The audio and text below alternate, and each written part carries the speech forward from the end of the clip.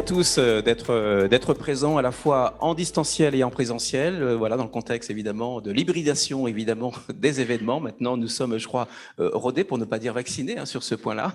Et donc, on souhaitait en tous les cas ouvrir cette première thématique plutôt sur une approche, je dirais, territoriale, puisque c'est vraiment, je dirais, le sujet qui nous préoccupe tous aujourd'hui. Et pour commencer un peu donc cette thématique, alors on avait réfléchi avec Nada pour essayer d'envisager des questions quand même assez, je dirais, stimulantes, permettant de pouvoir permettre à chaque speaker, en tous les cas, de parler avec leur conviction, leur détermination, mais aussi leur environnement professionnel, par définition différent. Voilà.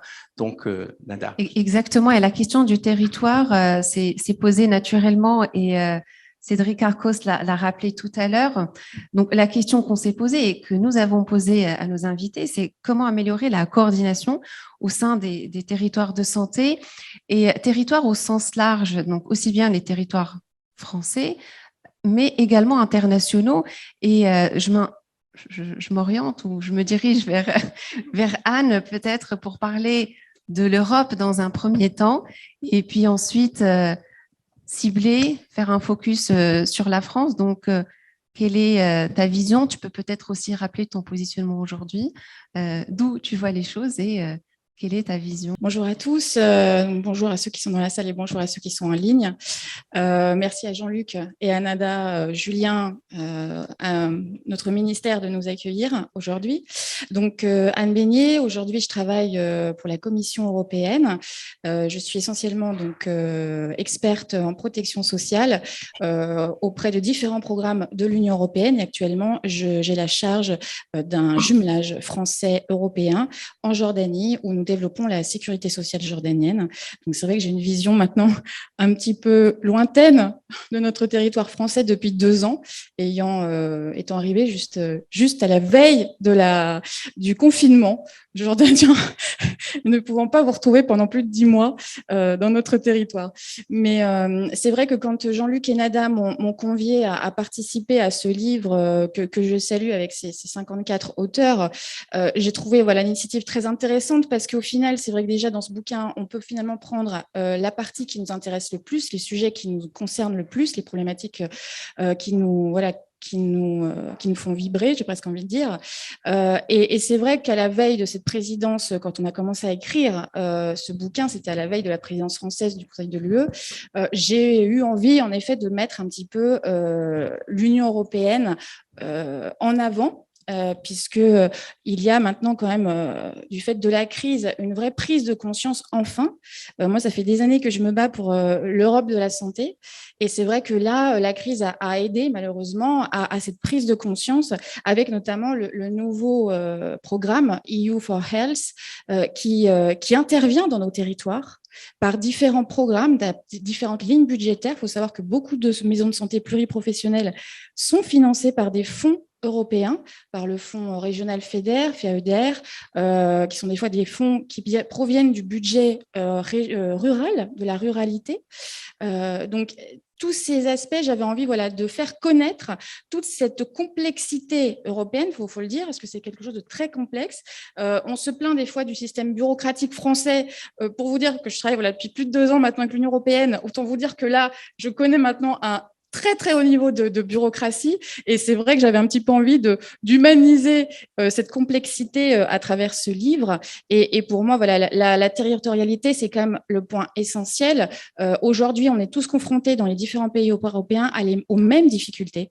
Même avec des pays des fois qui ont des niveaux de rémunération plus importantes que les nôtres pour certaines professions, je pense aux infirmiers, aux aides-soignants, ils sont confrontés aux mêmes difficultés de recrutement, de présence dans les territoires. Alors pareil, la crise a aidé grâce au numérique, qui a donné un coup de boost à la télémédecine. Je ne suis pas sûre qu'on serait à un tel niveau de rentabilité aujourd'hui vis-à-vis de la télémédecine si la crise n'était pas passée par là. Donc, pour moi, c'était… en fait, on arrive très bien à coopérer, si vous voulez, entre pays pour aller donner finalement aider des collègues, des voisins, des pays voisins en développement pour créer des systèmes de protection sociale. Et je trouvais ça bizarre que finalement, au sein de l'Union européenne, on se voyait plus comme des concurrents. Voilà, qui a raison, qui est le meilleur dans tel ou tel sujet. Et moi, ça me choquait terriblement. Et au final, c'est vrai qu'on l'a vu. Je vous donne un exemple très concret, moi qui m'a beaucoup atteinte personnellement, c'était dans l'instrumentalisation des données de santé au moment des cas de corona. Voilà. Chacun avait son système propre de statistiques, de comptabilisation des décès, du nombre de cas, du nombre de lits d'hospitalisation. Et au final, c'est devenu donc de l'instrumentalisation de la donnée sanitaire par la presse, par certains intervenants. Au final, ça a créé quoi? De la crispation, du manque de confiance.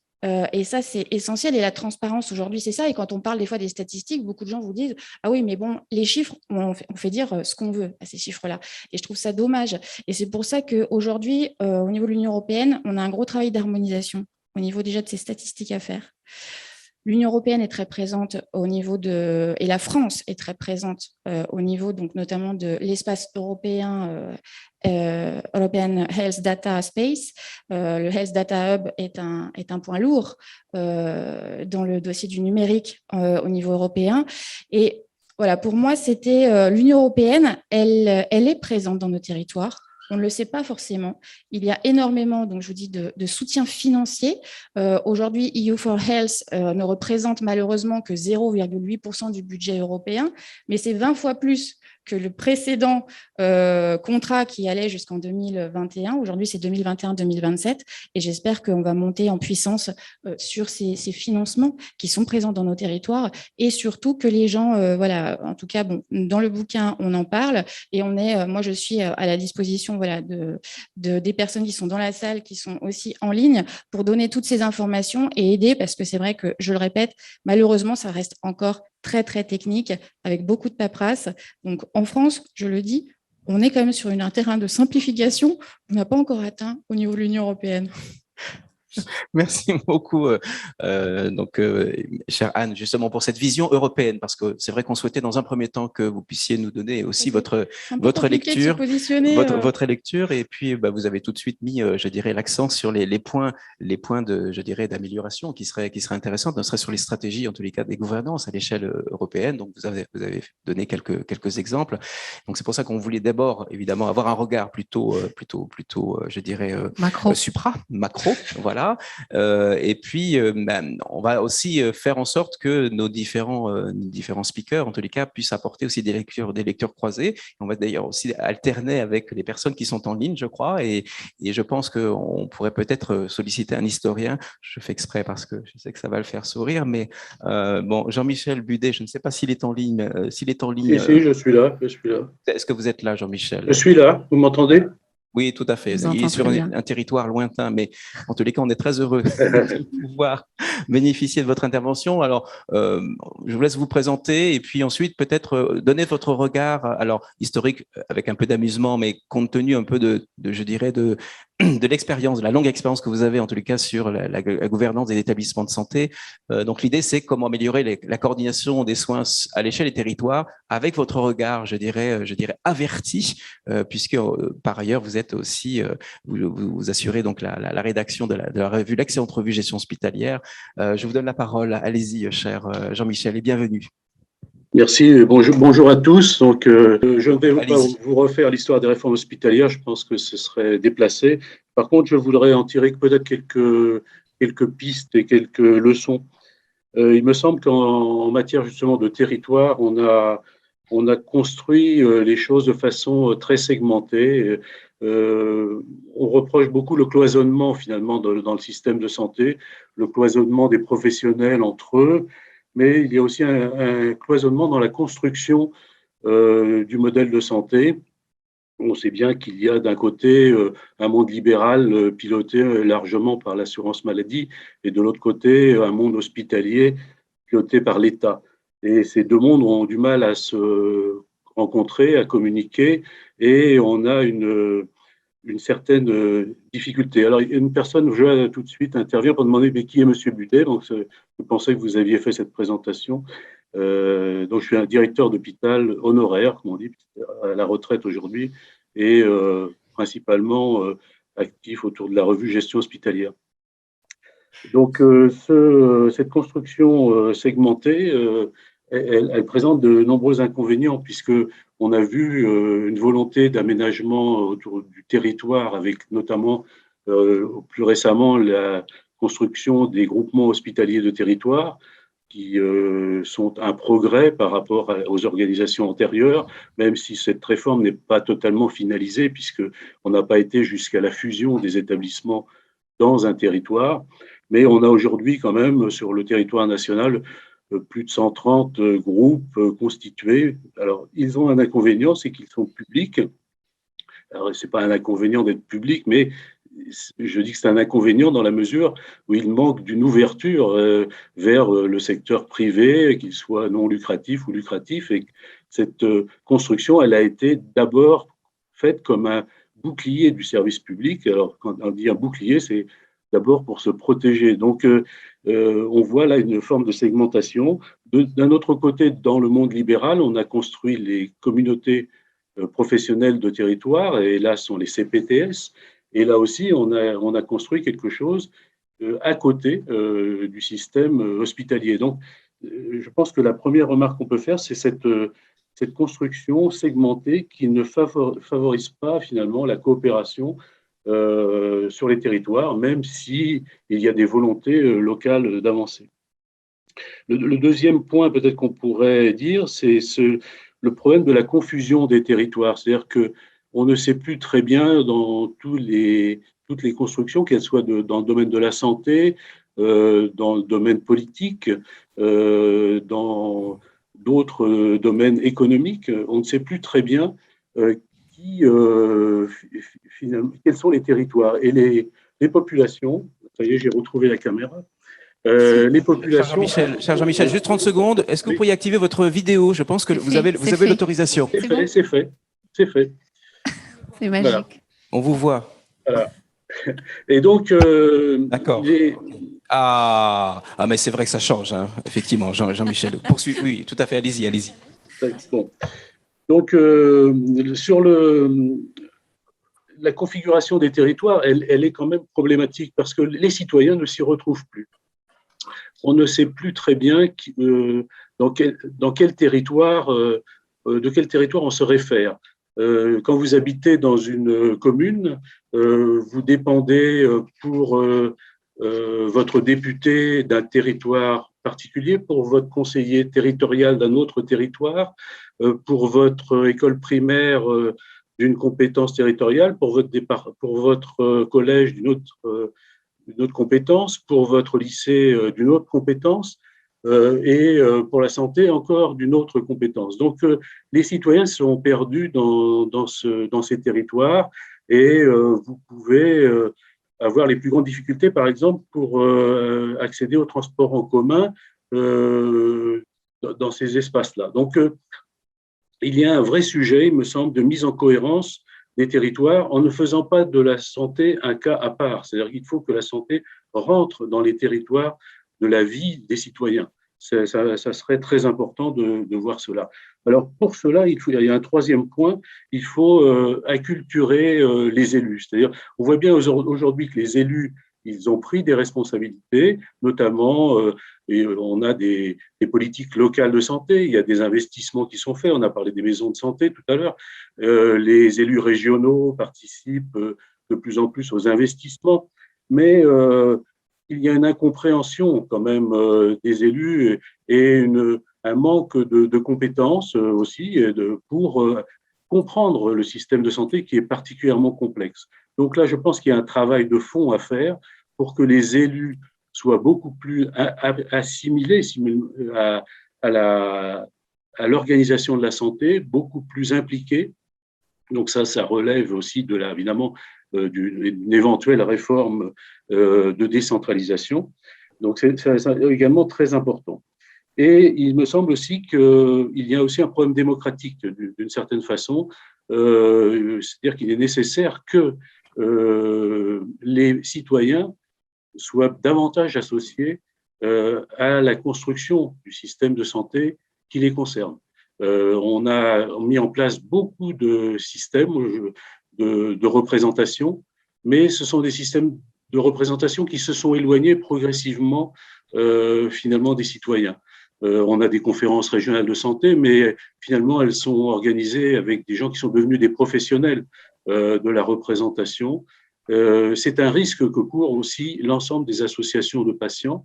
Ça a été un très grand progrès de créer France Assos, mais d'une certaine façon, on a professionnalisé la représentation. Donc, il y a un risque là, et il me semble qu'il faut, à côté de cette représentation qui est nécessaire parce qu'on est dans un système complexe, il me semble nécessaire, à côté de cela, de trouver un mode de consultation, de participation des citoyens plus important. Alors, peut-être encore un dernier point, peut-être. Un dernier point pour ne pas abuser. Et il me semble qu'il y a un sujet aussi très important, c'est le partage de l'information. Et le partage de l'information entre les professionnels de santé. Et ça, c'est quelque chose qui a été peut-être trop négligé jusqu'à présent. Alors, Jacques Lucas, tout à l'heure, a parlé du numérique, donc ça va être un élément essentiel. Mais il faut qu'on puisse, grâce à ce partage d'informations, réconcilier finalement ce qui est aujourd'hui une opposition. C'est-à-dire, aujourd'hui, on dit il faut de la qualité, il faut de la sécurité, et c'est incompatible avec la proximité. Et il faudrait qu'on arrive à renverser ce principe en disant il est possible de faire de la qualité et de la proximité et d'assurer la sécurité et donc de donner confiance aux citoyens dans le système qui est le plus proche de lui. C'est essentiel dans un cadre aujourd'hui assez dégradé quand même de la santé de proximité. Merci infiniment, cher Jean-Michel. On vous écouterait encore pendant, je dirais, des heures et des heures, mais c'est bien. Quelques heures, vous êtes passionnant. Nous avons la chance de solliciter des speakers, des intervenants passionnés. Alors évidemment, voilà, donc on aurait envie de poursuivre, mais en tous les cas, vous avez soulevé un certain nombre de points qui sont des sujets vraiment saillants et qui nécessiteraient évidemment aussi les regards croisés de celles et ceux qui sont complètement impliqués, notamment sur la question territoriale. Et puisque vous parliez de santé en disant qu'il y a des axes qui ne sont pas forcément suffisamment explorés, et on se posait la question s'il y a un lien entre la santé et la question environnementale, et notamment puisque nous avons la chance d'avoir Olivier Thomas qui est à nos côtés, donc pour lesquels on tient vraiment chaleureusement à vous remercier pour être parmi nous et puis d'avoir apporté votre contribution aussi dans cet ouvrage. Et puis vous avez entendu Jean-Michel qui a donné quand même un certain nombre de pistes et donc des zones de vulnérabilité. Alors vous êtes un passionné aussi, cher Olivier, mais voilà, quel regard vous portez justement sur la question de santé et environnement? Vous avez vraiment toute l'attitude d'avancer les éléments qui vous passionnent et surtout les pistes qui vous semblent plus que déterminantes. Allez-y. Merci beaucoup à vous. Un petit clin d'œil, Jean-Michel, heureux de te croiser en ligne, ça faisait longtemps. Et merci de m'avoir permis de participer à cet ouvrage et de me donner la parole. Je vais essayer d'être très synthétique sur les très nombreux sujets que nous avons j'ai une minute. C'est déjà fini. Tout va bien, c'est plus qu'il n'en faut. Je vais vous rappeler de ce fait les 3 défis que nous avons devant nous. Je vais insister sur les 4 thématiques prioritaires. Faire un vœu, un rêve peut-être, et puis vous présenter un projet. Sur les 3 défis de la coordination des territoires et de l'innovation, je voudrais juste vous rappeler que l'innovation, ce n'est pas forcément un symbole de progrès. Donc, je pense que sur la logique de l'innovation, on a quand même tous intérêt à appliquer les grands principes de la RSE. Et pour cela, les 3 défis que nous avons, c'est 1, la décarbonation du système de santé. Et on en est bien loin. On est à peine au début. Et là, on va avoir vraiment besoin de l'aide de cette maison en particulier. Le deuxième sujet, c'est la dépollution du système de santé. Quand je vois le nombre de perturbateurs endocriniens qu'on a dans nos matériels médicaux, dans nos médicaments, dans nos matériaux de construction, et que pour cela, il n'y a pas d'autorisation de mise sur le marché, je pense que là aussi, on a un vrai défi devant nous et qu'il est temps de le prendre en main correctement. Le troisième défi, c'est la réduction de la déforestation importée. Je ne sais pas si vous en avez la conscience, on détruit 15 millions d'hectares de forêt par an par nos achats. 15 millions d'hectares de forêt par an dans le monde, ce qui veut dire zoonose, pandémie, épidémie, et nous ne sommes qu'au début de cette histoire si nous n'avons pas une stratégie française et européenne, et pour l'instant, nous n'en avons pas. Donc ces 3 défis, nous savons les relever, et je peux vous dire que sur le terrain, pour travailler avec plus de 700 hôpitaux, cliniques, EHPAD et autres établissements sanitaires sociaux et médico-sociaux, on sait le faire, on a juste besoin d'un soutien fort de cette maison et des différentes collectivités. 4 thématiques prioritaires dans les régions. 1, la politique d'achat responsable. Comment est-il possible qu'aujourd'hui on puisse acheter dans les régions des masques en provenance de Chine alors que nous avons des sociétés partout en France qui savent fabriquer des masques? Je prends un exemple dans ma région, j'arrive de Béziers ce matin, je suis dans l'Occitanie, on achète des masques en Chine dans les collectivités, la société Oriol et d'autres ont créé 700 emplois à l'échelle de notre région en fabriquant des masques français. On ne les achète pas, c'est quand même un peu dommage. Deuxième thématique prioritaire, la politique relative aux déchets. Les déchets, c'est extraordinaire en fait. L'économie circulaire, c'est un des plus beaux projets de territoire. Transformer les matières résiduelles des uns en matières premières pour les autres, c'est un projet de territoire. Hélas, personne ne travaille sur le sujet. Pardon, je sais que c'est insupportable de dire ça, mais c'est une réalité. Quand on propose en région de faire des cartographies des gisements de déchets, ce n'est pas passionnant comme sujet, mais on peut quand même revaloriser du métal, des métaux précieux, des couches, du verre médicamenteux. Sachez que tout ça, on le détruit aujourd'hui. J'ai fait une opération pilote sur 3 hôpitaux. On jette par an et on détruit 100 tonnes de verre médicamenteux pour 3 hôpitaux. On pourrait créer dans toutes les régions de France collecte, revalorisation, emploi, réduction des impacts sur la santé humaine et réduction d'impact sur la biodiversité. Le troisième sujet, donc, le troisième thème, c'est que nous n'avons pas d'interlocuteur sur ces sujets-là. Ce qui serait formidable quand même, c'est qu'au niveau national et au niveau régional, nous puissions avoir des interlocuteurs pour financer les opérations pilotes. Quand je vous cite l'idée de collecter du verre médicamenteux sur 3 hôpitaux, je ne sais pas à qui en parler, ça fait 5 ans que je suis sur le sujet, je n'ai pas d'interlocuteur. Donc, si on veut véritablement dans les territoires, en France et en Europe, agir, innover et réduire les externalités négatives, voilà quelques pistes. Enfin, le quatrième thème pour moi, c'est le rôle des ARS sur ces sujets-là. Certaines ARS sont très impliquées, ont des moyens. Ce que je ne comprends pas, c'est que d'autres n'en ont pas de moyens. Donc, c'est un peu étonnant de voir que nous avons un plan national santé-environnement depuis le mois d'août, que pour l'instant, il n'y a pas de consigne pour le transformer en plan régional avec des dotations de moyens qui permettraient, encore une fois, d'économiser de l'argent. La responsabilité sociale et sociétale, c'est un investissement qui permet d'être extrêmement rentable, de réduire des externalités négatives sur l'environnement, sur la santé humaine et sur notre économie, et ça crée des emplois locaux non délocalisables. Enfin, un vœu, je l'ai déjà dit, c'est d'avoir des interlocuteurs en région ou au niveau national sur ces sujets-là. Ça serait vraiment formidable. Je lance cet appel aujourd'hui parce que sur le terrain, on a la chance d'avoir des gens très engagés et des professionnels qui travaillent au quotidien sur ces sujets-là, donc ce vœu est très fort. Enfin, un projet. Je suis totalement fan de la loi Pacte. Je me suis moi-même transformé en société à mission. On est encore assez peu nombreux dans le pays. Et nous avons impulsé la logique du territoire à mission. Et ça, c'est une clé de l'innovation. On est en train de travailler avec plusieurs régions, et notamment la ville de Montpellier, pour embarquer à l'échelle d'un territoire collectivités, associations, entreprises, pour, comme dans la loi Pacte sur les sociétés à mission, définir une raison d'être, fixer les objectifs et être contrôlé par un tiers extérieur. Mais pour cela, il faudra aussi inventer les modèles économiques qui vont bien. Merci. Merci beaucoup, cher Olivier Thomas. Votre appel est lancé et nous allons faire en sorte de vous connecter ou de vous mettre en relation avec des professionnels hospitaliers en charge de recyclage de déchets. Donc, je pense que l'appel est lancé et nous allons en faire une priorité. Alors, passons de l'autre côté de l'écran avec Sophie Sergent. Bonjour Sophie et merci à nouveau d'être parmi nous. Alors, vous êtes docteur en pharmacie, bonjour très, Sophie. très engagée. Chouette. Bonjour à tous. Bonjour Sophie. Alors, merci de votre présence et de venir aussi partager avec nous votre vision sur la coordination des territoires de santé au cœur desquels notamment se trouvent les CPTS. Merci à tous. Bonjour et pardonnez mon absence. Donc, physique à Paris. Bonjour Nada, bonjour Julien, bonjour Jean-Luc. Merci de votre invitation. Je salue également Jacques qui est dans la salle. Je lui fais toutes mes amitiés. Je vais essayer d'être aussi synthétique que Monsieur Thomas parce que c'est évidemment un temps très compté. Moi, j'essaierai d'intervenir sur 5 points précis. Le premier point, en ce qui concerne l'organisation des territoires, c'est qu'il y a, il faut le rappeler, une continuité dans la politique de santé en France, et ceci depuis 2010. On a commencé, il faut le rappeler, avec la loi HPST. On a continué en 2016 avec la loi Touraine, qui pour la première fois pose le cadre même des CPTS et des équipes de soins primaires. On avait avant les maisons de santé et on arrive dans les CPTS et les ESP en plus.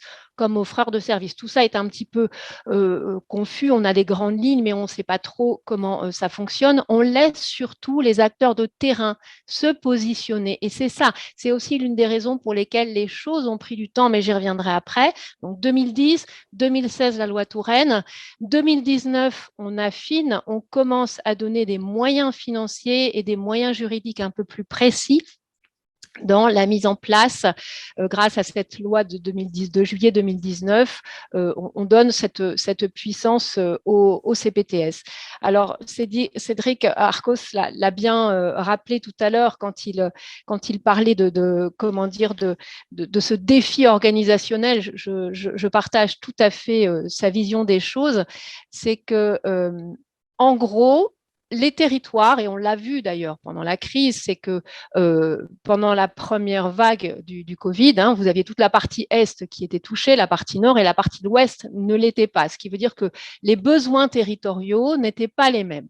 Eh bien, typiquement, les CPTS, c'est ça, on laisse les territoires se positionner, on fait se parler les acteurs ensemble. Et si on veut juste donner un petit focus sur les CPTS aujourd'hui, parce que je pense que depuis maintenant 2016, les choses ont beaucoup avancé. On est au mois de mars, on a 712 CPTS qui sont identifiés. Alors, elles ne sont pas toutes signataires de l'ACI. Aujourd'hui, on a 235 CPTS qui sont signataires de l'ACI. Je le rappelle pour ceux qui sont moins au fait, c'est un accord conventionnel interpro qui permet de financer les CPTS, et un nouvel avenant, l'avenant 2, a été signé en décembre 2021 qui accorde une 6e mission à ces CPTS. On a l'organisation de l'offre de soins, on a retrouvé des médecins traitants, on agit sur la prévention, on a également la dynamisation des territoires, on a cette mission qui concerne la gestion des crises. Et on a vu combien les CPTS qui étaient matures ou celles qui s'approchaient de la maturité ont été beaucoup plus réactives. Donc, la crise et ça a été rappelé par le professeur du CNAM et également par Cédric et par Anne Beignet, que je salue également, c'est que la crise est aussi un formidable accélérateur des bonnes volontés.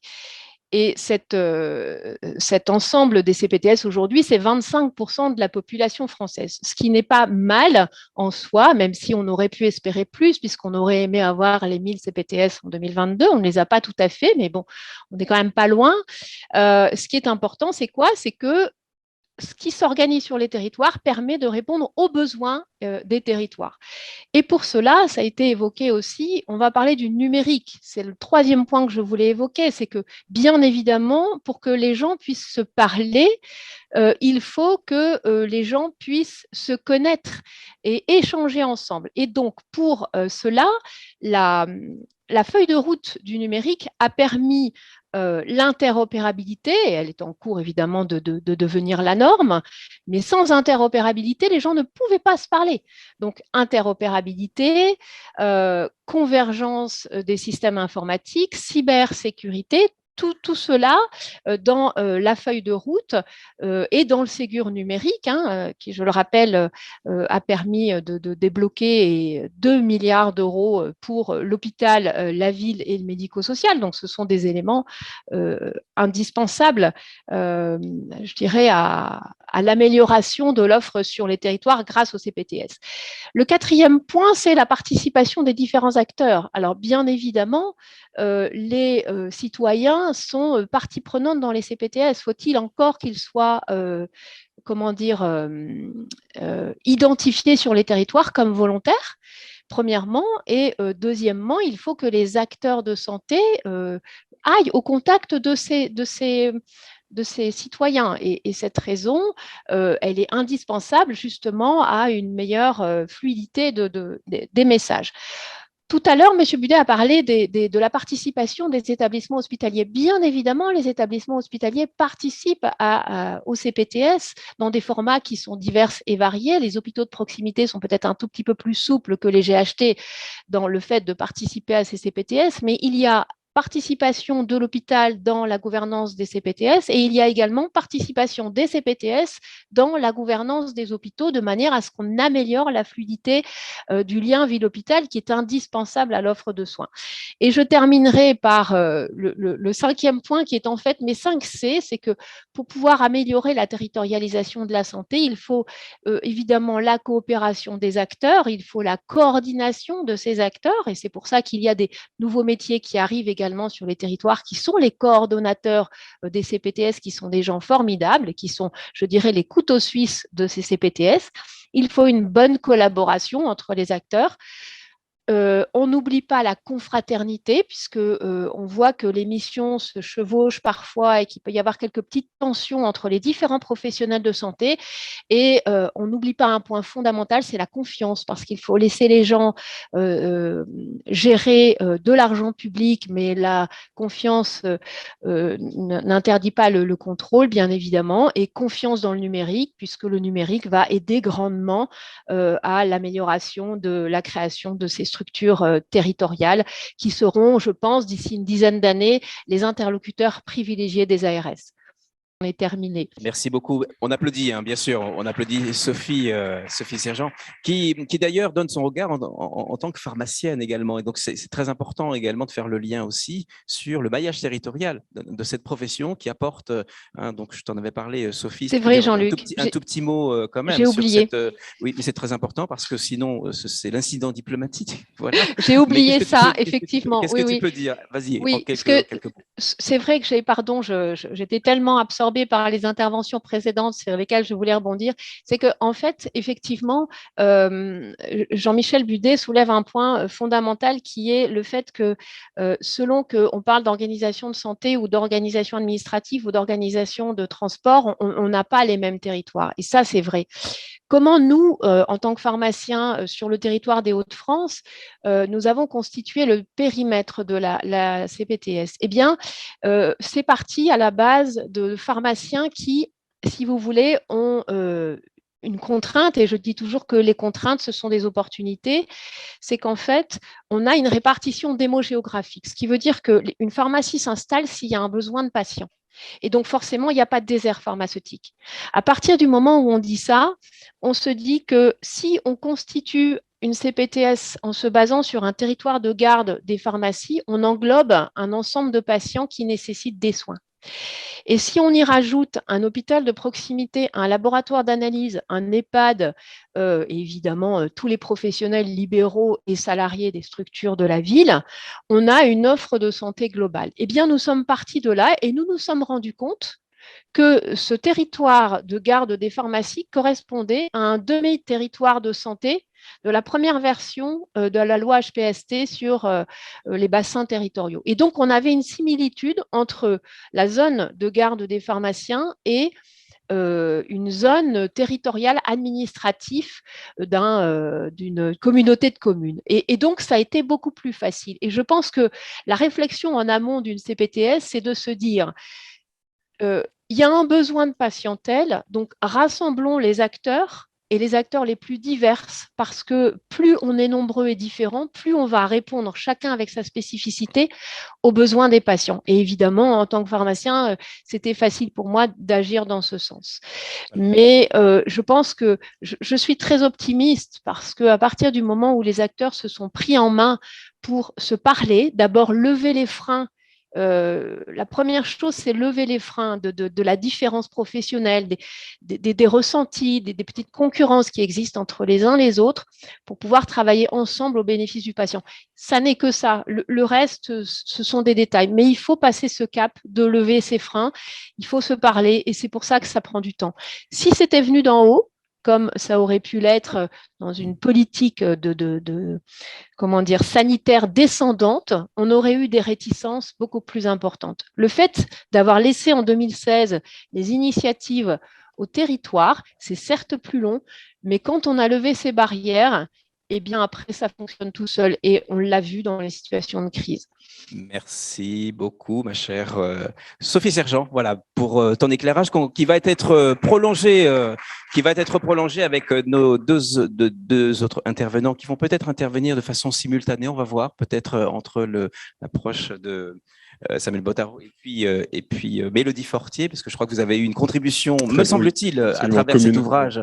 Voilà, donc peut-être que je vous donnerai la parole, peut-être pour réagir justement à la fois par rapport à votre périmètre d'intervention et puis au regard de tout ce qui a été dit jusqu'à maintenant. Et puis ensuite, en résonance, voilà, peut-être que vous ferez le lien avec, je dirais, la collaboration que vous avez avec Mélodie Fortier, qu'on donnera la parole, puisque je crois qu'elle est en ligne depuis les Dom-Tom, me semble-t-il. Mais on vous donne la parole, cher. Bien. Voilà, bonjour à toutes, bonjour bienvenue, à tous. Bienvenue. Merci Jean-Luc, merci à Manager Santé de m'accueillir parmi vous et bravo pour l'initiative. Donc Samuel Bottaro, aujourd'hui j'ai deux activités. Je suis administrateur bénévole d'une association de santé mentale, donc je les aide à se développer j'aide la direction générale. Et j'ai une deuxième activité dans laquelle j'aide des entrepreneurs en santé à monter leur business model et j'investis quand je peux dans ces projets.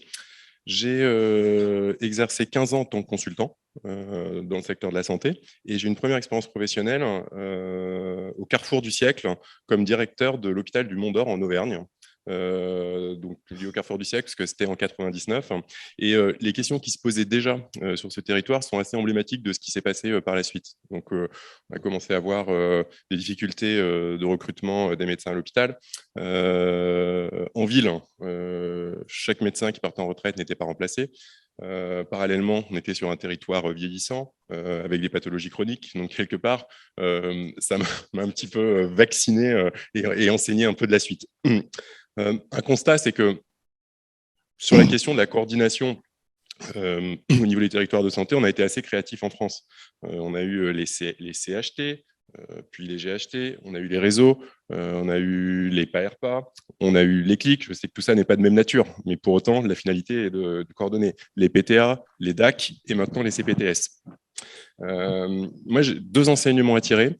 Un qui a déjà été tiré par les intervenants précédents, c'est la conception en silo, en fait, de ces dispositifs de coordination, qui, pris isolément, sont intéressants.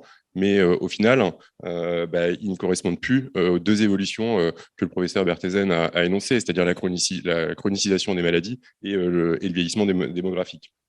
Et le deuxième, qui est peut-être un peu plus personnel, c'est que je pense qu'en France, on passe trop de temps à créer la forme, l'organe, les questions de gouvernance, au détriment de la finalité. Et je nie pas que les questions de gouvernance aient leur importance.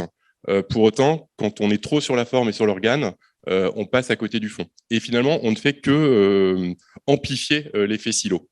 Et il n'y a pas de recette magique par rapport à ça. Pour autant, il y a une approche qui est intéressante que Cédric reprend avec l'Institut Montaigne. Enfin, et d'ailleurs, c'est pas complètement nouveau, hein, c'est l'approche populationnelle.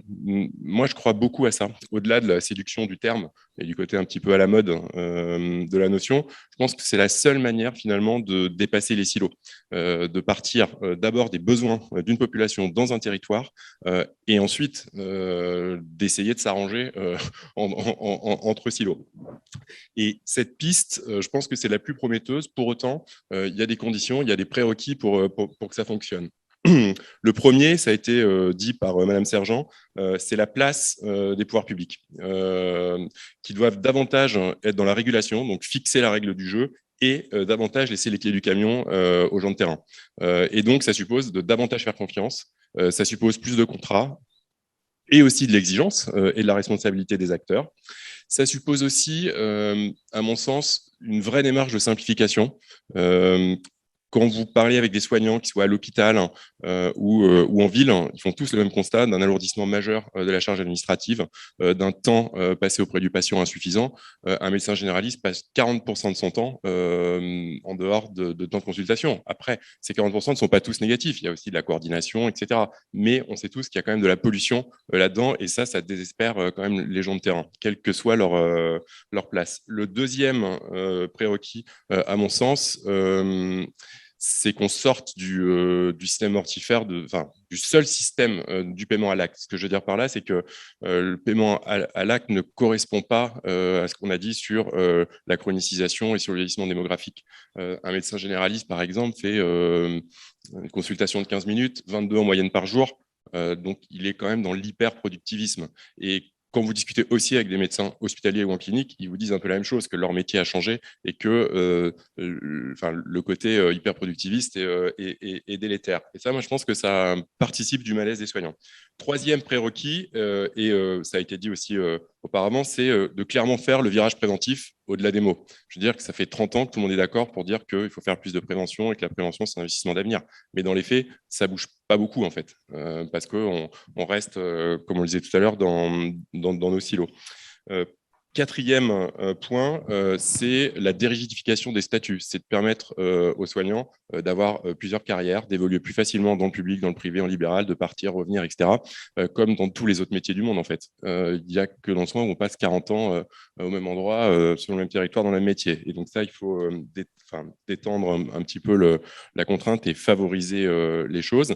Et peut-être dernier point sur lequel j'ai envie d'insister, c'est de clairement revaloriser la médecine générale. C'est-à-dire qu'on le veuille ou non, et quand je dis médecine générale, ce n'est pas forcément médecine libérale, c'est clairement médecine générale. C'est qu'on le veuille ou non, c'est le pivot du système. Et dans un système où la pathologie chronique est au centre, le médecin généraliste est l'aiguillon de ce système. Je vais vous finir par une anecdote. Un grand professeur dans un CHU réputé disait à son interne récemment, si tu continues comme ça, tu vas faire médecin généraliste dans l'Est. Voilà, ça veut. Alors, je ne vous dirai pas où ni qui, mais et alors certes c'est anecdotique, mais ce n'est pas qu'anecdotique. Ça dit quand même quelque chose de la vision que l'on a.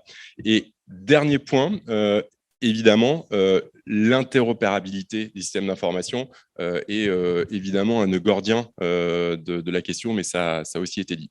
Et pour conclure et finir, et là je m'adresse à Cédric et à l'Institut Montaigne, je vous conseille de lire ou relire La carte et le territoire, parce que moi quand le sujet a été posé, ça m'a tout de suite fait penser à Houellebecq, et je pense que c'est une source d'inspiration intéressante et en même temps amusante pour vous. Voilà. On applaudit. Merci beaucoup. Voilà, Samuel Bottaro qui a donné une réflexion très intéressante. Tout à fait. Merci, cher Samuel Bottaro. Repartons à nouveau vers le digital et retrouvons Mélodie. Bonjour Mélodie. Bonjour. Bonjour à tous. Vous m'entendez bien? Oui, on vous entend très très bien depuis l'outre-mer. Merci de vous connecter avec un décalage horaire assez important, j'imagine. Tout à fait, oui. Bon. Nous sommes en pleine nuit, mais je suis ravie d'être avec vous. Désolé Mélodie, c'est vrai qu'on avait mais après il y avait le décalage horaire, etc. Mais bon, en même temps, merci beaucoup d'être présent. Et puis l'avantage de la nuit, c'est que ça va être calme autour de vous et vous pourrez parler tranquillement. Alors, je me mets face à la caméra, on me dit. Alors, quelle est votre vision, quelle est votre analyse pour la question qu'on se pose depuis tout à l'heure, Mélodie? Déjà, je voulais remercier Manager Santé et l'ensemble des équipes pour l'organisation de ce colloque et pour l'invitation, et aussi pour la qualité de l'ouvrage collectif auquel j'ai participé, donc notamment avec Samuel Bottaro. Et c'est une très belle contribution et ça permet de poursuivre le débat. Ma contribution sur le sujet de comment améliorer la coordination des territoires de santé, ça va être un peu aussi presque le virage que j'ai fait, puisque après 12 ans dédié au secteur hospitalier, à travailler dans les organisations, à l'hôpital notamment, j'ai décidé d'ouvrir mon champ de compétences en me disant la santé est tellement liée à d'autres sujets que j'ai besoin d'aller voir ce qui se passe dans les autres politiques publiques. Donc, ce que je fais aujourd'hui sur les territoires de la Guadeloupe, de la Martinique et de la Guyane. Et c'est exactement le sujet dont on parle, c'est la coordination des territoires de santé. Les territoires de santé, ils ne sont pas isolés. On l'a déjà dit, je ne vais pas revenir par rapport à toute les échanges de qualité qu'il y a eu juste avant. Moi, ce que je constate, c'est toujours ce millefeuille territorial où les responsabilités sont découpées. Au final, personne n'est responsable. La responsabilité populationnelle qui a été évoquée juste avant n'est pas. Je pense que même les organisations ne savent pas de quoi elles sont responsables, les compétences sont transférées, retransférées, réintégrées. Et in fine, le territoire de santé, il n'a plus vraiment de réalité, hormis dans les structures de santé et médico-sociales. Et pourtant, on voit très bien l'importance que de travailler ensemble. Quand sur un territoire, pour la santé, il faut penser le territoire, l'aménagement du territoire, les transports, penser les déchets, penser l'eau potable, et surtout dans les territoires dans lesquels maintenant je travaille, ne pas parler de l'eau et de l'assainissement quand on travaille sur le sujet de la santé, on voit bien que on ne peut pas parler de santé. Et justement, en superposant toutes ces organisations, cette gouvernance dont on parle, on en oublie même l'essence, et de se dire que l'hôpital, la structure médico-sociale, elle doit travailler avec tout son environnement. Si les patients ne peuvent pas se rendre, l'accès aux soins ne peut être pensé, ne peuvent pas se rendre même sur le lieu. Et donc, le premier point, c'est vraiment cette coordination des acteurs, donc régions, départements, communes, communautés d'agglomération, assurance maladie, les CPTS, l'ARS, leurs délégations territoriales. Bref, tout ce millefeuille qui doit se coordonner puisque chacun a un bout de compétences. Et donc, la question, c'est presque de se dire qui est responsable, qui va être celui qui va dynamiser ces territoires et qui va le coordonner. Parce que mine de rien, aujourd'hui, dans la réalité, c'est que tout le monde se regarde en disant « c'est pas moi » ou « moi, j'ai que cette compétence ». Donc ça, c'était le premier point vraiment quand même sur cette coordination nécessaire quand même des acteurs. Et le deuxième point, c'est de penser, et ça a déjà été dit avant, mais je tiens aussi à réinsister, notamment au vu des enjeux sur les territoires d'outre-mer, c'est de penser la santé dans sa globalité, donc en pensant eau, en pensant déchets, en pensant alimentation. Un projet de territoire, donc là je reviens sur le territoire n'a pas la même réalité, le territoire de santé n'est pas le territoire des projets territoriaux alimentaires, d'autonomie alimentaire, alors que pourtant, je reprends l'exemple de là où je suis, donc en Guadeloupe, le sujet de l'obésité est un vrai sujet. Comment on peut penser la prévention sur le sujet de l'obésité sans penser l'alimentation, l'autonomie alimentaire et de pouvoir rendre le territoire autonome sur ces sujets. Et donc voilà, pour moi, le deuxième point, c'est de penser santé et l'ensemble aussi de l'environnement qu'il y a autour, puisqu'on voit bien que les critères qu'on regarde quand on regarde l'état de santé de la population, ce ne sont pas que des indicateurs de santé stricto sensus, c'est bien l'environnement socio-économique, c'est bien l'environnement d'accessibilité aux soins, c'est l'environnement alimentaire, c'est tous ces autres indicateurs qui viennent être mis un peu en périphérie du système de santé, alors que pourtant ils sont bien liés.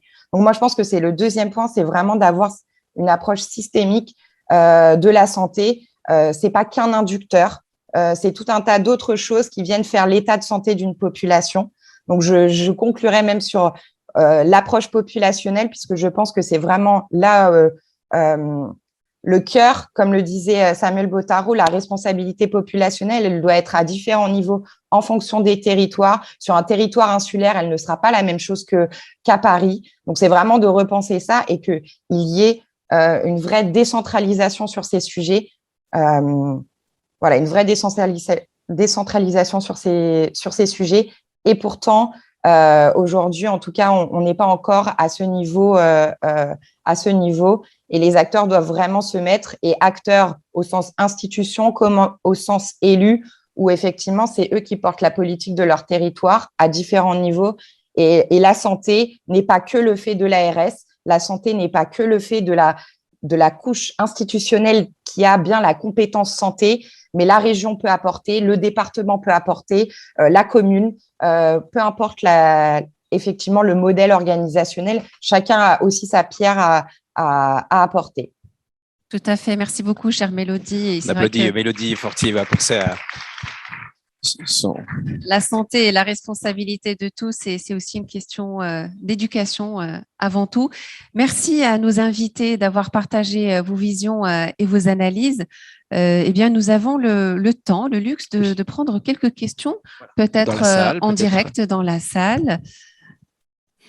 Sachant que nous avons reçu beaucoup de questions également. Énormément donc, en on les ligne, a, vous qui êtes mais connectés. on voudrait aussi permettre effectivement, est-ce qu'il y a des remarques, des observations ou des retours d'expérience, analyses ou éléments que vous souhaitez, sur lesquels vous souhaitez raisonner, réagir, pourquoi pas, n'hésitez pas. Alors attention, Thérèse Obsuc va prendre la parole.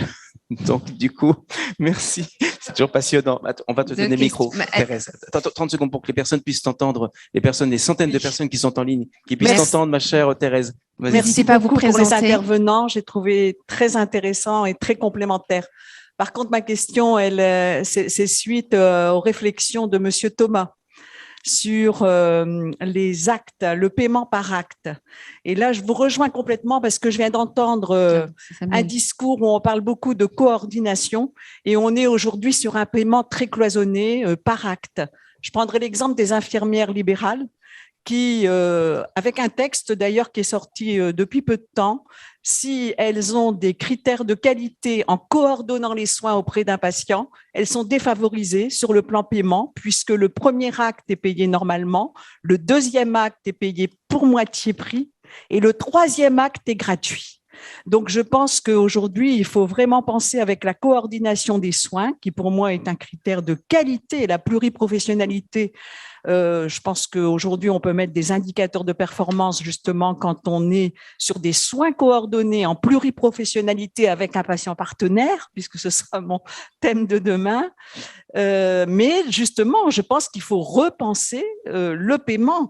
Et quand on pense qu'aujourd'hui, si je prends l'exemple de la vaccination, j'ai appris dernièrement par un infirmier libéral que la même vaccination pour le Covid est payée 6 € pour un infirmier et 10 € pour le pharmacien.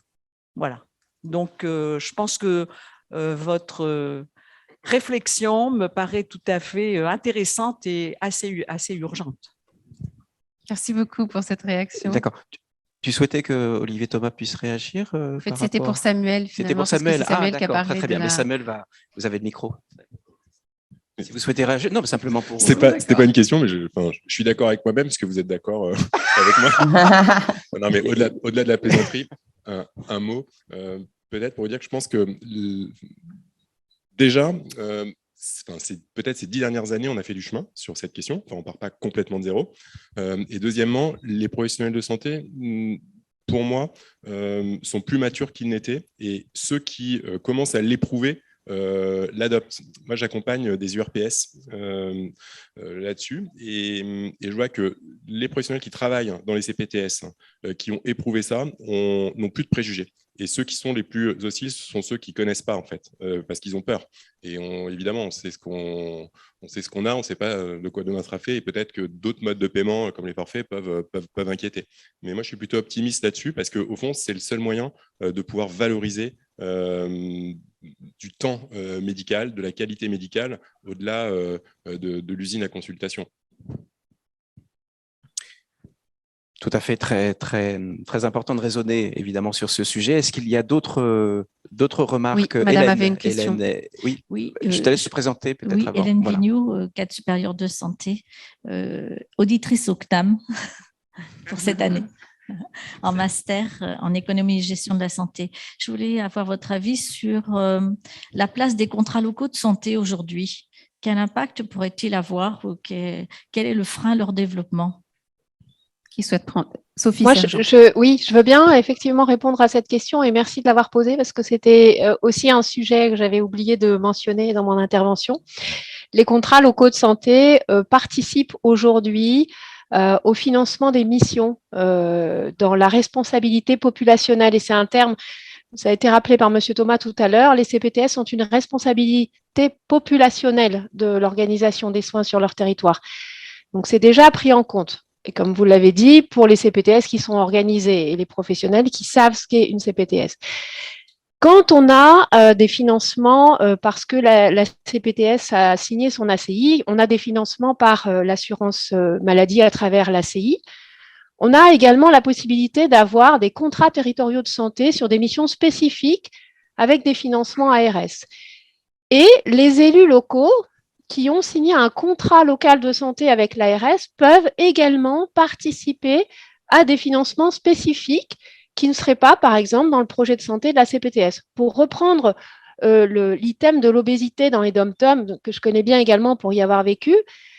Typiquement, une CPTS peut très bien avoir décidé de mettre en place des projets de santé, que ce soit de la prévention, qui fait partie des obligations dans les items pour signer l'ACI, on a le volet prévention.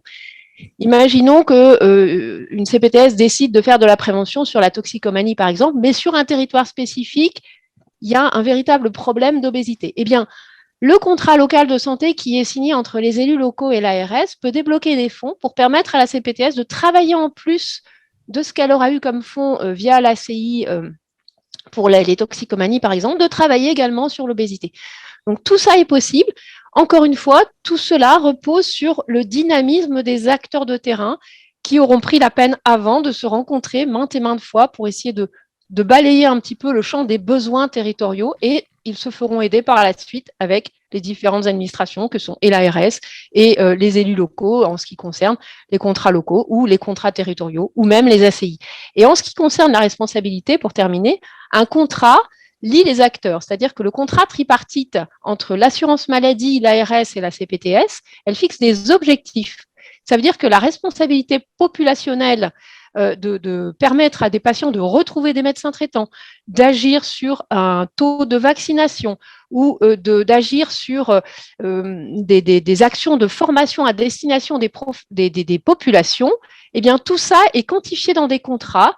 Et une fois par an, eh bien, il y a une évaluation qualitative et quantitative des objectifs qui sont fixés et qui sont signés contractuellement par les différentes parties, de manière à ce que justement, ces CPTS qui sont financés par l'argent public rendent des comptes sur les actions qui ont été menées envers la population pendant l'année écoulée. Merci beaucoup pour l'exactitude, comme d'habitude, Sophie, hein, donc dans les questions très, très précises qui ont été posées et que tu as pu répondre. Alors, on va prendre encore une ou deux questions. Et puis peut-être avant, voilà. peut-être avant, Jean-Michel Ludet voulait également réagir, compléter et réagir. Vous avez levé la main, Jean-Michel? Oui, j'ai levé la main. Oui, j'ai levé la main tout à l'heure parce que, en fait, il y avait une question qui était posée en ligne qui était de dire, c'est très bien, vous parlez beaucoup d'organisation, mais notre problème, c'est celui aujourd'hui de la démographie médicale. Alors, en référence, par exemple, à un article assez récent du journal Le Monde, où Emmanuel Vigneron, le géographe de la santé bien connu, expliquait qu'il y avait 11% de la population qui n'avait pas de médecin traitant, qu'il y avait 57 départements qui rentraient dans des zones de turbulences très fortes en matière de démographie médicale. Donc, en quoi tout ce que nous venons de dire change la donne. Et je pense qu'on n'est pas à côté du sujet, là, parce que, en fait, ces organisations qui ont été décrites, et notamment par Mme Sergent, je trouvais très intéressant, surtout la dernière partie de son exposé, qui était très pratique. Et en fait, on s'aperçoit que ces organisations, elles permettent finalement le dialogue entre les professionnels de santé qui parfois se méconnaissaient, hein, et qui acceptent aussi que chacun prenne sa part. Donc on sort aussi du cloisonnement dont je parlais tout à l'heure. Le médecin accepte que le pharmacien vaccine. Donc déjà, c'est formidable. Donc on sort de cela et on rend le territoire attractif. Et rendre le territoire attractif, ça veut dire qu'on va rendre le territoire attractif aux professionnels de santé. Alors pendant ce temps-là, effectivement, l'État va libérer le numerus clausus. Je vois qu'il y a un accord entre les régions de France et l'État aussi pour augmenter le nombre de professionnels en formation dans les instituts de formation. Donc chacun fait son travail, mais il faut que les territoires eux-mêmes s'organisent pour devenir des lieux d'attractivité et de confiance. Donc ça, c'est essentiel. Donc nous ne sommes pas à côté de la plaque en traitant le sujet et je voulais intervenir pour rassurer les organisateurs. En quelque sorte. Très bien, merci beaucoup. Alors, on a une dernière question avant la pause. Une personne qui a levé la main. Je vous laisse le soin de vous présenter et puis ensuite, tout de suite, soit votre remarque. Allez-y. Je suis médecin, je suis ancien directeur international ANAS, HAS, l'INSERM, ministère, à la Conseil européen et l'Académie. Je pense que ce que vous dites est particulièrement important, mais pour organiser tout ça, il faut une formation et une communication parfaitement adéquates parce que, et je vous remercie beaucoup pour m'avoir invité à cette organisation, c'est la gestion et le management of health, la gestion de santé, c'est une formation dès le début de l'éducation, pendant les professionnels et pendant les programmes de communication qui permet tout ce que vous dites d'être assuré au moins de point de vue compréhension et indication des questions, réponses et dialogues. Et cette formation et cette communication doit être adéquate pour que tout le monde peut participer dans une façon intégrée, pour que tout le monde peut profiter d'une situation comme ça où on le voit très bien que certaines personnes ont le privilège que moi aujourd'hui d'écouter à vous et je vous remercie beaucoup. Mais ce qui est important et ce qui va réussir la gestion et management, c'est les programmes de communication de futur et de formation de futur et l'évaluation ensemble, éducation, formation, évaluation ensemble constante. Je vous remercie. Mais merci infiniment. Nous avons une table ronde numéro 8 demain après-midi, justement, qui va traiter sur le sujet. Donc, si vous êtes avec nous demain, ce sera l'occasion de pouvoir aussi raisonner et échanger ensemble. On arrive peut-être, il nous reste encore 2 minutes pour proposer à nos, avant la pause de pour leur proposer une conclusion peut-être. Oui, un dernier mot peut-être. Un dernier mot, voilà, parce qu'il nous reste 2 minutes. On est vraiment dans le timing, je crois, selon la régie. Ça va? On est pile poil, c'est ça? C'est très dans la bien. maîtrise. Alors un bonus pour nos invités. Une question, alors, vraiment, 15 secondes, enfin 10 secondes et 15 secondes. Allez-y. Bonjour, Dilias, je suis le fondateur des Rencontres Santé de Nice. J'avais juste une suggestion, je ne sais pas si c'est une question, mais c'est un ancien collègue, Hénard, qui est maintenant directeur général d'ARS, dont je ne citerai pas le nom, qui me disait, tu sais, finalement, la solution, ça serait simplement de supprimer la moitié du code de la santé publique. Oh là là, et vous dites ça en plein dans ministère. Un lieu aussi solennel que celui-ci. Voilà, alors il va falloir qu'on aborde le sujet, évidemment. Alors peut-être oui, docteur Jacques Lucas, voilà, qui est notre parrain. Heureusement qu'il prend la relève tout de suite pour modérer, parce que là, il y a vraiment une perche qui est tendue. Donc soyons, merci, docteur Jacques Lucas, allez-y. Oui, pour éteindre le feu. Je crois qu'en dehors de l'aspect un peu provocateur de l'intervention, on peut souligner ses côtés positifs, mais je crois que le code de la santé publique a quand même considérablement évolué depuis 2016 et notamment par la notion d'une équipe de soins et que les données personnelles de santé peuvent être partagées au sein de cette équipe, ce qui n'existait pas autrefois. Et il y a quand même actuellement aussi une mutation culturelle à envisager entre les professionnels de santé. On voit bien quand même la guerre picrocolline qui se fait entre les médecins généralistes en particulier, les infirmiers et en particulier les infirmiers en pratique avancée, les pharmaciens qui peuvent vacciner maintenant. Enfin, il y a ça correspond à une organisation ancienne, ce qui rejoint le problème des modes de rémunération, effectivement. Mais le médecin généraliste aujourd'hui est devenu spécialiste en médecine générale, c'est-à-dire que son rôle est plutôt de faire la synthèse d'une situation médicale dans les cas pathologiques, mais ça n'est pas forcément à lui d'assurer la coordination de l'équipe. Et là, il y a encore un aspect culturel où le médecin se vit encore comme pharaon au sommet de la pyramide avec des collaborateurs et des auxiliaires médicaux.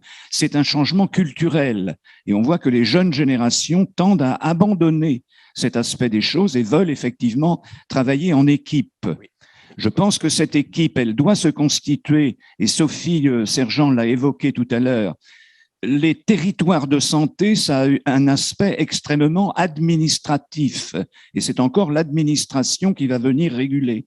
Il vaut peut-être mieux parler de bassins de vie. On voit des bassins de vie, par exemple, qui sont à cheval sur 2 régions et par conséquent sur 2 ARS.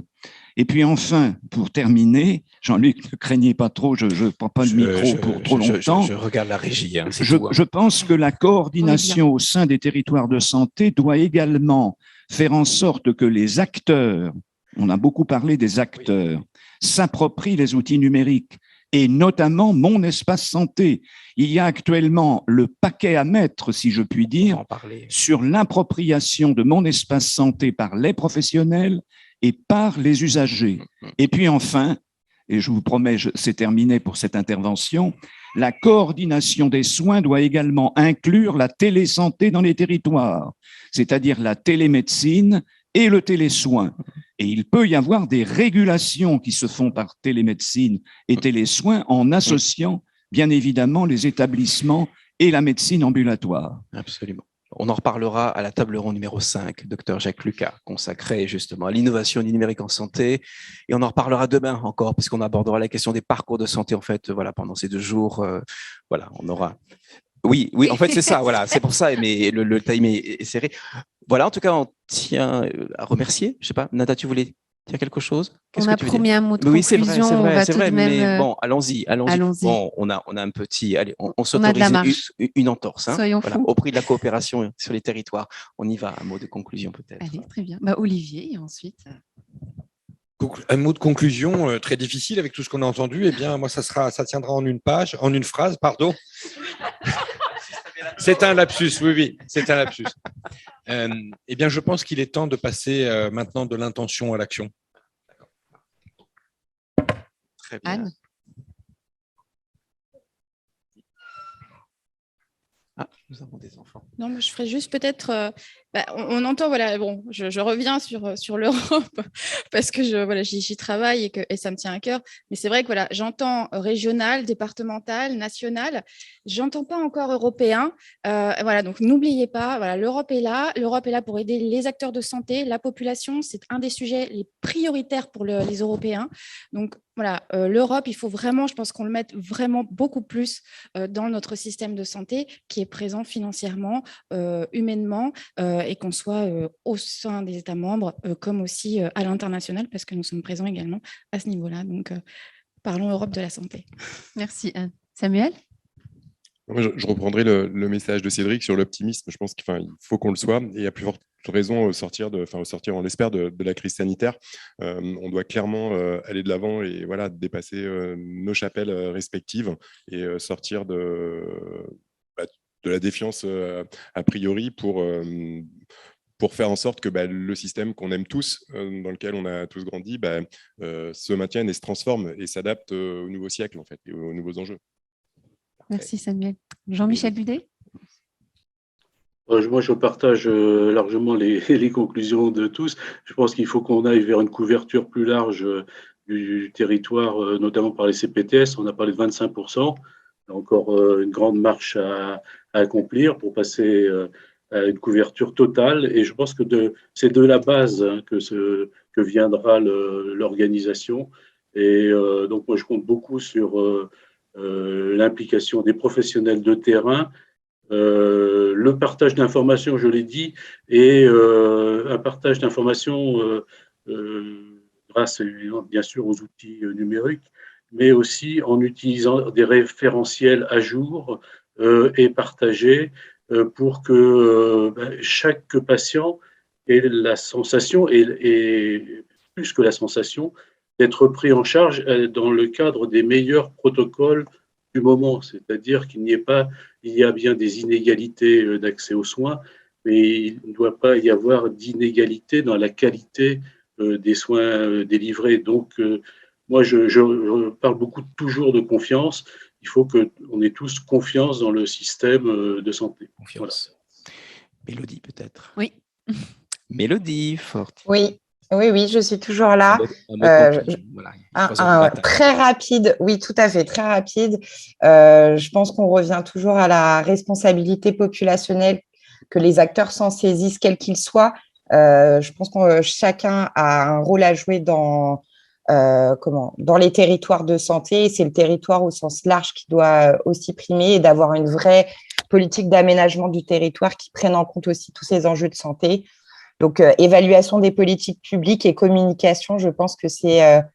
ce seront mes mots de conclusion. Depuis les Antilles, merci beaucoup, Mélodie. Sophie Sergent. Oui, alors en conclusion, je voulais faire un petit clin d'œil à Anne Beignet concernant l'Europe et répondre à de l'intention à l'action. Une première action qui a été mise en place, c'est le décret CEF, c'est-à-dire le volet de synthèse médicale traduit dans le pays de résidence d'un touriste français ou européen lorsqu'il consulte un professionnel en dehors de son pays. Ça permet aux médecins du pays étranger de pouvoir avoir une prise en charge de son patient la plus optimale à partir du volet de synthèse médicale. Et donc ça, c'est bravo à l'ANS qui pilote ceci, c'est sécurisé, c'est mis en place, c'est effectif et on parle donc du numérique comme au-delà des territoires et là on est bien au niveau européen. Donc ça c'est un point qui fonctionne. Je voulais aussi saluer l'énorme travail de la délégation du numérique en santé qui permet, comme l'a dit Jacques et qui l'a rappelé à juste titre, le développement de la téléexpertise, des télésoins et de la télémédecine qui devrait pallier aux déserts médicaux. Et puis, moi, j'ai évidemment une grande confiance dans la mobilisation des acteurs parce que c'est à partir du terrain et des besoins du territoire qu'on arrivera à améliorer les propres besoins du territoire.